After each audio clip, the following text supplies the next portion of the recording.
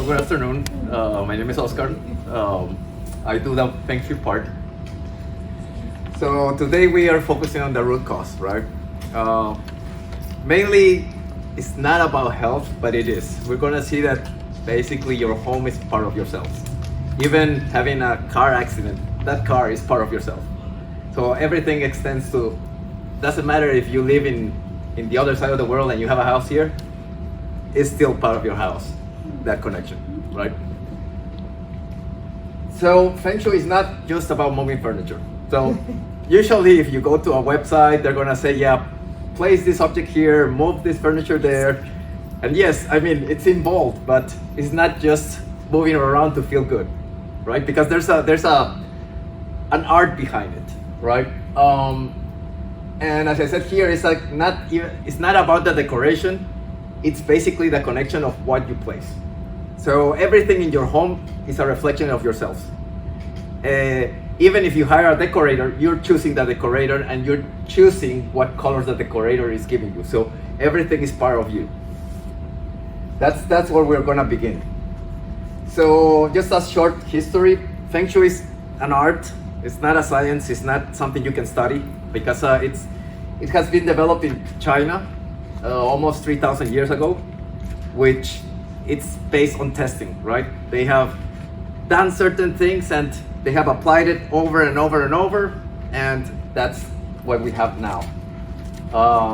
If you look into the history, into the back history, they say that they used to do Feng Shui to place the right coffin in the ground for the people to have a better next life or something like that, which the kings and at that time wanted to kind of apply it in their home, so they kind of like migrated it, so it kind of evolved. So there's different schools of Feng Shui, and different names too.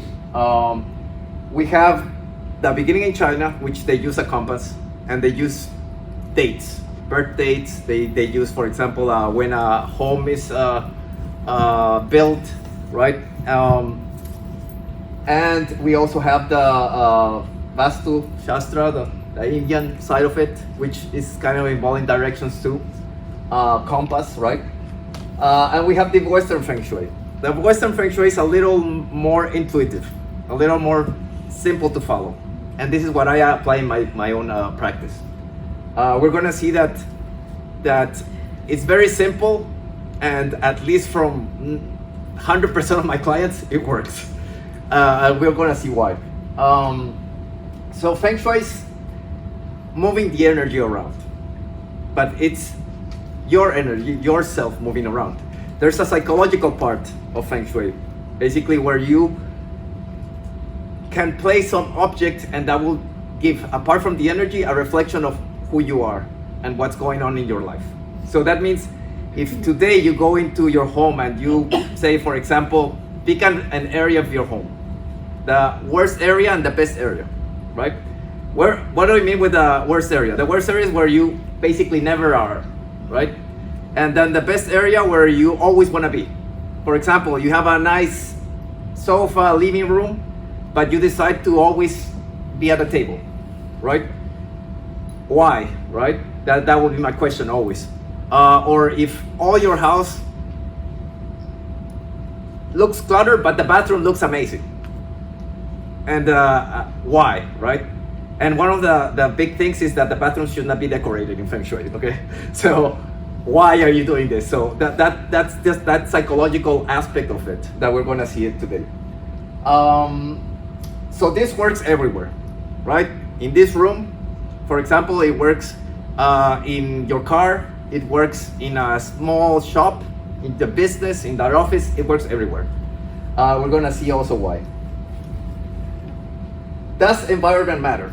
So if you were to walk this path at night alone, you're probably gonna have a lot of doubts because it's like, it doesn't look kind of welcoming, it does look kind of empty, and you would start thinking, oh, should I even go that way, right? It's just a psychological, how do you say, It's not inviting. yes, it's an inviting. You prefer something like, probably something like this, where you're like, oh, nice, you know, you have you have a nice lake, you have those buildings, and you're probably gonna say, oh, I'm gonna walk around that area. So it's a big difference to be walking here as walking here. So environment does matter, right? So as in your home, the environment does matter. So, well, here you cannot picture that well, but for example, you have this entrance where basically I'm coming in, right, into a home. And for many people would be like, oh, it's nice the colors here, for example, the yellow and the plants and everything, decoration. But the little things are the important things. One question that I would ask myself is like, can I even pass through with this, right? So here, for example, if somebody would tell me, oh, I have some type of issue, right? That's where I would look. Why? Because I cannot pass through, right?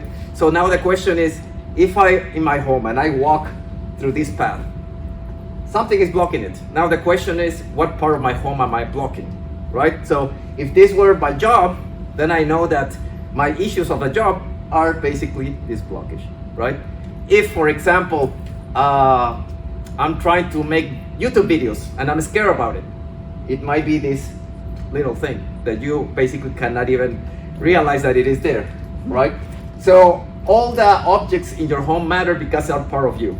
So this might describe some part of you that you don't really think about, but you don't know why you want to do it, right? Sometimes happens that you go into your home and you have like an old sofa and you're like, oh, I should get rid of it. And a year has passed and it's still there, right?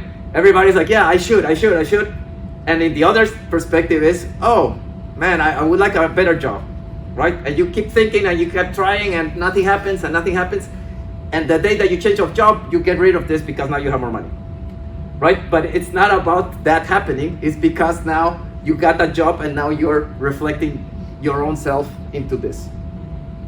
So we're gonna see here that this is the base of everything, of Feng Shui, of Ayurveda, of energy healing, which is the elements. Each of us has all of these elements, and in Feng Shui, all of our homes have these elements. All of the rooms have these elements. So we always play with these elements. That means like we have here fire, we have wood, we have water, for example, right? So we need water to make the trees grow, and we need the trees to make fire. So you kind of get the point that it's a cycle. So what happens if in our homes we have too much of something? We're basically doing unbalancing our home, but it's not our home, it's ourselves. So for example, let's say that there's an area of fame where you want to get out and make people think of you like super good, right? That would be a fire area, right? But what happens if I have too much fire? I get burned, right? So that's what we do within Feng Shui, that we try to balance this in our homes, in our rooms, in our workplaces, in our cars, right? Excuse me. Go ahead. What was the one on the bottom to the right? Oh, this one? Metal. What? Metal. Oh.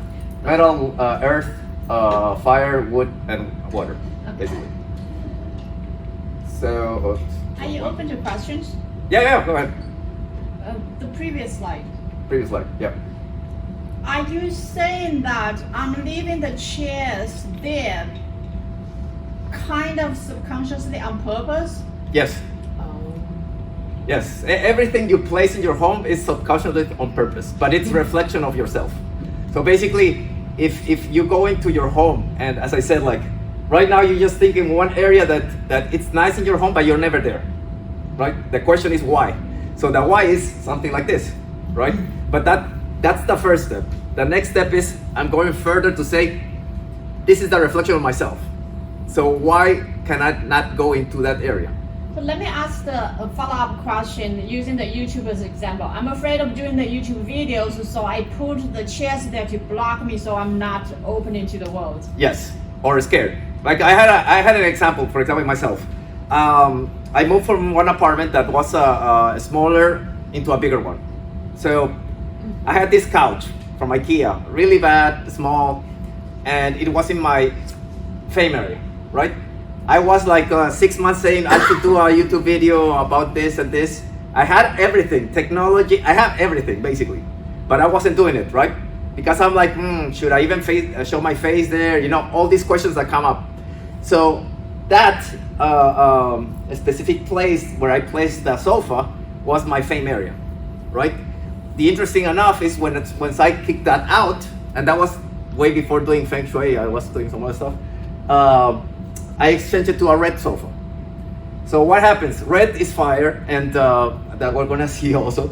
And that allowed me to generate more heat in myself, which then I'm like, oh, let's start. And I actually did it. So basically those little struggles that you're like, one day I'm gonna do this, is reflected in your home. So if that solves your question. Very cool. Thank you. So, so here, based on what I just explained, then your home, your business is a reflection of yourself, an extension. That means your car is an extension. If you have a car accident, it's an extension. Why? There's some reason that you have that, for example, right? Energetically, I mean, right? So everything that happens to you is also reflected in your home. Like all your problems and everything that it's good too. So we're gonna see like I had a customer that his brother in his apartment, when he was not there, got his girlfriend pregnant. But the customer got his girlfriend pregnant in the same place, and when I checked it, it was because there's an area for kids, and he was activating that area. So that's it. So all those things happen because it's a reflection, or you're activating. So it's always depends what you want to achieve. You can also do it, right? But it's always kind of like if you don't know what you're doing, then sometimes it just pops up, right? So here's something that if you search in Feng Shui, you're gonna see that it's called a Bagua map. Bagua map is the reflection of your home of different areas. So we have here in the top corner the money area. I'm gonna show you how to map it, but for now just to know what your life involves, right? We have a family area, which is and if you saw my picture before, we had fire, which is color red, right? So we have the family area, which is wood, right? Then we have a knowledge area, for example. We have a career area. Although most of the books show that it's career, but it's actually destiny. That's what you're supposed to be doing, right? Then you have a support or travel area. So where, for example, I had a customer that had little magnets in a refrigerator in that area, and he was traveling all the time. And I'm like, are you okay with traveling all the time? And he was like, I would like to travel less. Okay, so we removed them, because everything, as I said, like everything mixes up to achieve what you need, right? So we have a creativity area, we have a love area. What was that area you just mentioned? This one? Yeah. That's creativity or kids. So what I told before, the creativity area and kids area basically is where you can have kids. So yeah. The middle area, it's called health. I mean, so if we use the compass,